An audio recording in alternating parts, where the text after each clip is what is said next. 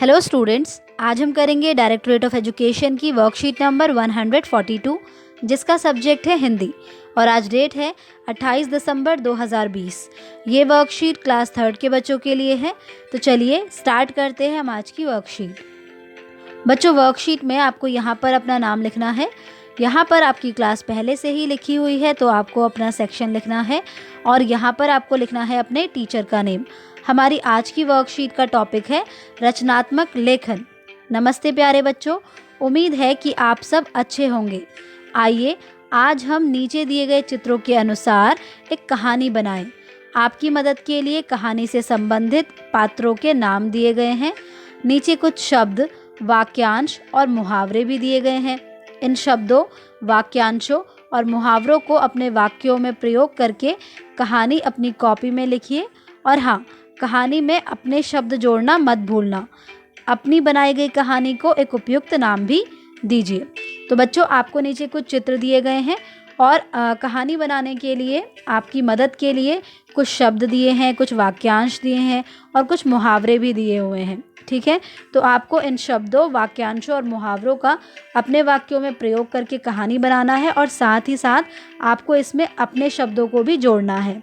Okay, और जब आप इस कहानी को बना लेंगे तो उसके बाद आपको इसे एक नाम भी देना है। पात्रों के नाम हैं निगार, बुआ, साहिल और मिनी। ठीक है, और यहाँ पर कुछ शब्द दिए गए हैं जैसे कि परात, आलू, चकला, बेलन, पापड़, चारपाई। ठीक है बच्चों, परात क्या होती है? जिसमें आटा गूंथते हैं। आलू सब्जी है जो कि आप जानते ही हैं। चकला, बेलन किस लिए इस्तेमाल होते हैं? रोटी बेलने के लिए इस्तेमाल होते हैं। पापड़ जो कि हम आज आलू के बनाने वाले हैं। ठीक है, और चारपाई जिसमें कि आप बैठते हैं, सोते हैं। ठीक है, तो इसमें हम क्या करेंगे? इसमें हम उन पापड़ों को सुखाएंगे। ठीक है बच्चों, यहाँ पर कुछ वाक्यांश भी दिए गए हैं जैसे कि आलू उबालकर मसलना, मतलब कि जब आलू को उबालकर उसके छिलके निकालकर, आपने देखा होगा ना कि आप आलू के पराठे के लिए मम्मी किस तरह से आलू को मसलती हैं, तो इसका मतलब वही है। उसी तरह से हमको जब पापड़ बनाने हैं और उसके लिए भी हमें क्या करना होगा? आलू को उबालकर उन्हें अच्छे से मसलना होगा। उसके बाद पीठी या लोई बनाना। बच्चों, आपने देखा होगा कि जब मम्मी रोटी बनाती हैं तो वो आटे की छोटी छोटी गोल गोल लोइयाँ बना लेती हैं, तो यहाँ पर उसी की बात हो रही है। इसके आगे है पापड़ बेलना, तो हम किस में बेलेंगे? चकला बेलन में। ठीक है, उसके बाद मिलकर काम करना, यानी कि ये चारों लोग निगार, बुआ, साहिल और मिनी मिलकर काम करने वाले हैं। आगे दिए हुए हैं हमें कुछ मुहावरे। बच्चों, मुहावरे क्या होते हैं? जो साधारण अर्थ प्रकट ना करके एक विशेष अर्थ प्रकट करते हैं। जैसे कि अंगूठा दिखाना, तो अंगूठा दिखाना का मतलब क्या है? अंगूठा दिखाने का विशेष अर्थ होता है कि किसी को मना कर देना साफ साफ। ठीक है, ऐसे ही जी जान लड़ाना, तो जी जान लड़ाने का मतलब है कि बहुत मेहनत करना। ठीक है, और ऐसे ही अंग अंग फूले ना समाना, इसका विशेष अर्थ है बहुत खुश होना। ठीक है बच्चों, तो चलिए देखते हैं कि अब हमें कौन कौन से चित्र दिए गए हैं, फिर उन चित्रों को देखकर हम अपनी कहानी को आगे बढ़ाएंगे। तो आप देख सकते हैं कि यहाँ पर आपको 4 चित्र दिए गए हैं। चित्र संख्या 1, चित्र संख्या 2, चित्र संख्या 3, चित्र संख्या 4, और हर चित्र में कुछ ना कुछ काम हो रहा है और इसके साथ हमें कुछ शब्द, वाक्यांश, मुहावरे भी दिए गए हैं जिनका प्रयोग हमें इस कहानी को बनाने में करना है। तो चलिए अब हम चित्रों को देखते हैं और उन शब्दों, वाक्यांशों और मुहावरों का प्रयोग अपनी कहानी में करते हैं। इसके साथ ही आपको ये ध्यान में रखना है कि आपको जो 4 पात्रों के नाम दिए गए हैं, उन पात्रों के नामों का आपको इस्तेमाल करना है अपनी कहानी में। तो चलो बच्चों, अब हम इस कहानी को लिखते हैं। तो आज बुआ, निगार, साहिल और मिनी मिलकर आलू के पापड़ बना रहे हैं। बुआ ने आलू उबालने के लिए कुकर में रखकर गैस पर रख दिए और थोड़ी देर बाद 2 सीटी आने के बाद गैस को बंद कर दिया। ठीक है बच्चों, उसके बाद आप देख सकते हैं कि पहले चित्र में चारों क्या कर रहे हैं? चारों आलू के छिलकों को छील रहे हैं। इसीलिए मैंने यहाँ लिखा है कि उसके बाद चारों ने मिलकर आलू के छिलके निकालकर उन्हें थोड़ा ठंडा करने के लिए रख दिया। और उसके बाद क्या हो रहा है बच्चों? उसके बाद आप यहाँ पे देख सकते हैं कि बुआ और निगार दोनों मिलकर क्या कर रहे हैं? आलू को परात में मसल कर रख रहे हैं।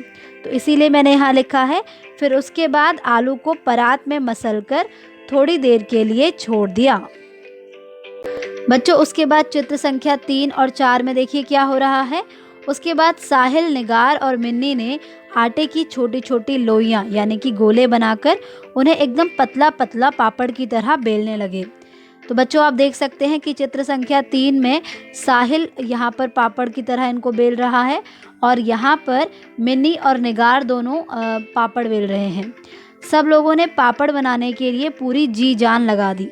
तो मैंने आपको बताया था ना कि जी जान लगाने का मतलब क्या होता है, कि बहुत ज़्यादा मेहनत करी, ठीक है।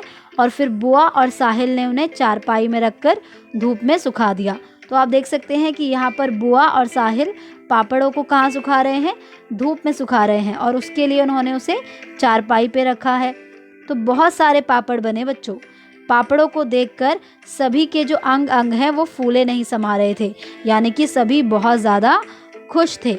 बच्चों आप देख सकते हैं कि यहाँ पर आपको कुछ शब्द रंग बिरंगे दिख रहे होंगे, जैसे कि साहिल, निगार, मिन्नी, लोइयाँ, जी जान लगा देना, ठीक है, चारपाई, अंग अंग फूले ना समाना। ये सभी शब्द कौन से हैं, जो कि हमें हेल्प बॉक्स में दिए हुए हैं, ठीक है। तो उनका प्रयोग हमने किया है अपनी कहानी को बनाने के लिए। ओके बच्चों इस कहानी को आप अपने हिसाब से भी लिख सकते हैं, तो इसे आप ज़रूर लिखिएगा। और आपको इस कहानी को एक नाम भी देना है। तो जैसा कि हम इस कहानी को नाम दे सकते हैं, सबने बनाए पापड़। सबने बनाए पापड़, ठीक है। या फिर हम इसको नाम दे सकते हैं, आओ मिलकर बनाए पापड़। मिलकर बनाए पापड़। बच्चों आप यहाँ पर अपनी पसंद का नाम दे सकते हैं। इसी के साथ आपकी आज की वर्कशीट कंप्लीट होती है।